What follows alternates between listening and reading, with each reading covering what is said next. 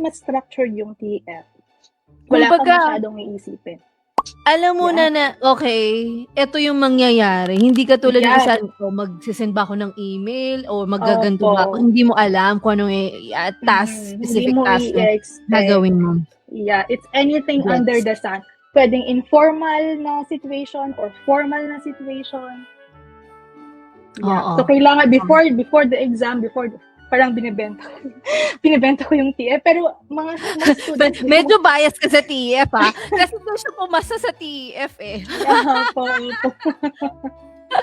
Sa TCF po, naka-B2 po ako sa TCF, but hindi siya CLB7. Yung speaking.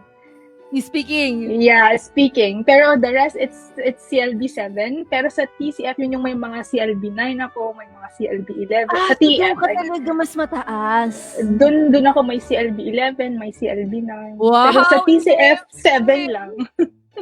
Opo, kaya po, bias talaga ako sa TF.